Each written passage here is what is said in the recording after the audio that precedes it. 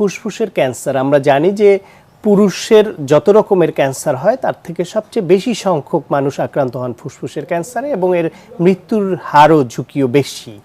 তো ফুসফুসের এইরকম একটা জটিল ক্যান্সারে একজন মানুষ আক্রান্ত হচ্ছেন কেন এবং কারা বেশি ঝুঁকিপ্রবণ?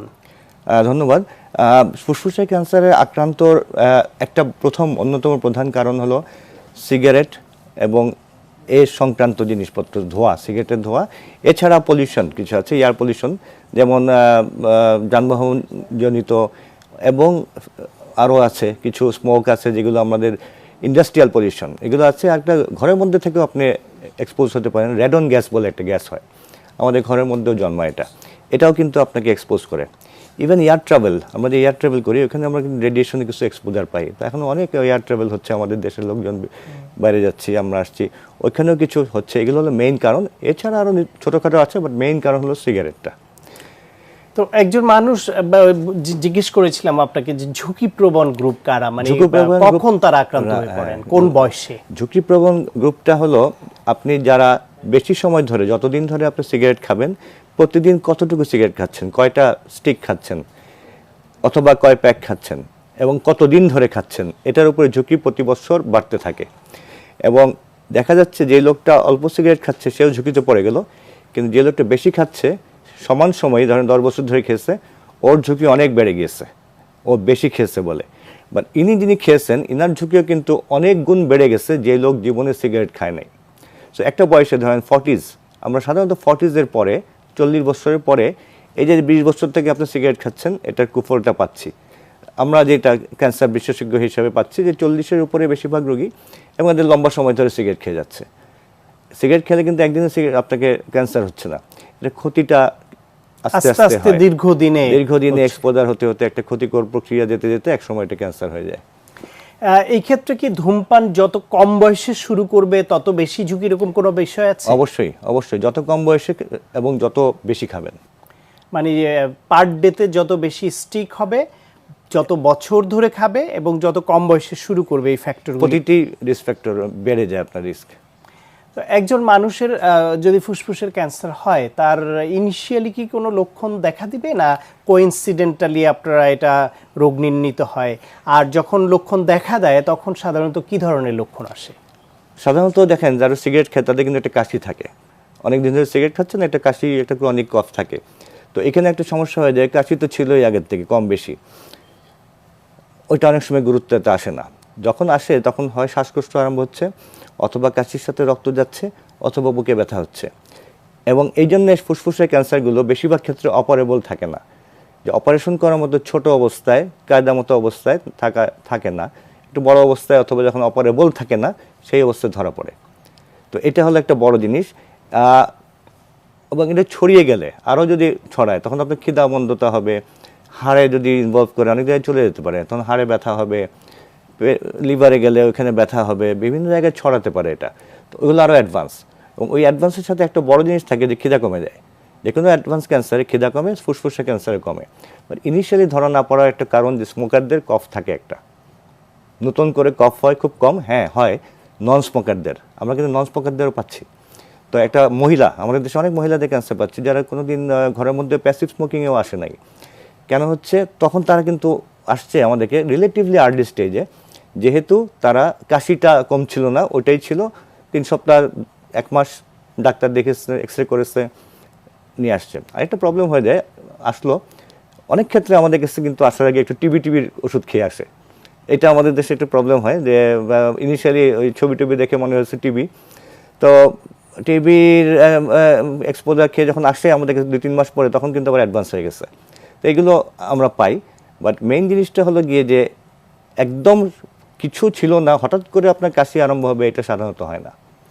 ওই যে আপনি এক মহিলার হিস্ট্রি বললেন, যিনি নিজে ধূমপান করতেন না, তার ফ্যামিলির কেউ করতো না, ফলে প্যাসিভ স্মোকিং যেটা, সেটারও তিনি শিকার নন। জি, তার ক্ষেত্রে কি তাহলে ওই যে রান্না করার সময় যে ধোঁয়া, এটা কি এটা হতে পারে?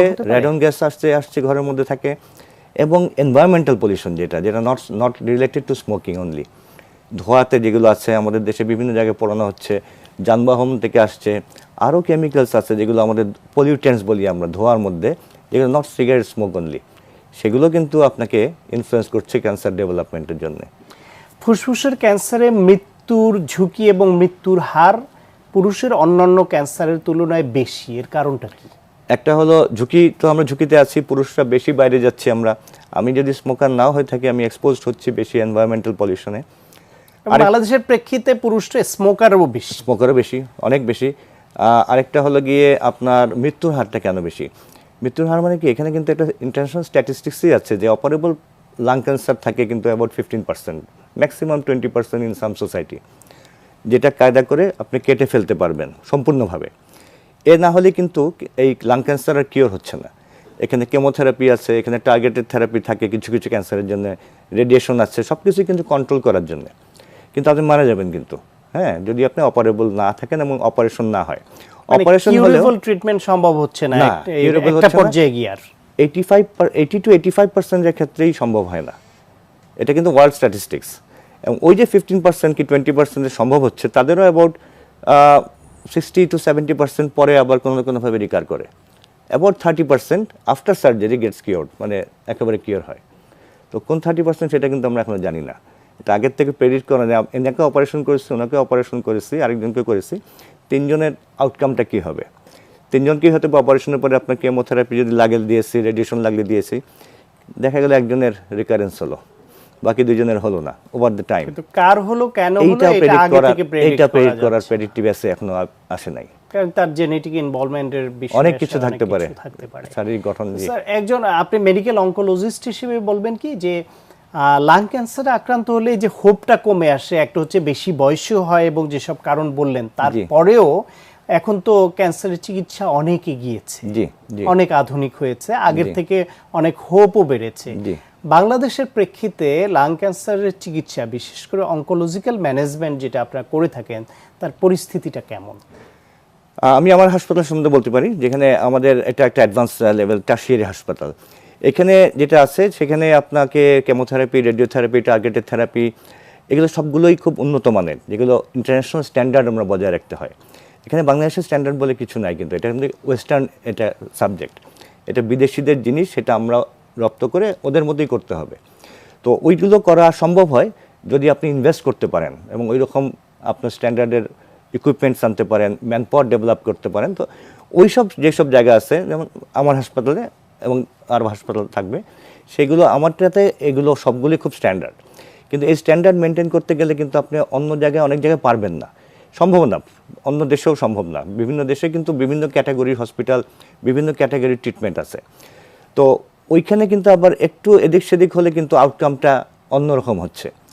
এখন যেটা হচ্ছে আমাদের দেশে যেটা কিউরেবল মানে আমার সেন্টারে, সেটা কিন্তু আমেরিকাও কিউরেবল। আবার আমেরিকাতে যেটা কিউরেবল না, এটা আমার সেন্টারও কিউরেবল না, অথবা আমার সেন্টারে যেটা ভাইসা ভার্সা। তো এখানে রেডিয়েশনের টেকনিক খুব ভালো হতে হয়, ফিজিসিস্ট খুব ভালো হতে হয়, এখানে আপনাকে ডায়াগনোসিসটা খুব অ্যাকুরেট, স্টেজিংটা ভেরি ইম্পর্টেন্ট। আমাদের যেমন পেট সিটি আছে, তো পেট স্ক্যান করে আমরা স্টেজিংটা পেয়ে যাচ্ছি খুব আর্লি, এবং আপনি আর্লি কিছু কিছু ফেভারেবল স্টেজ আছে।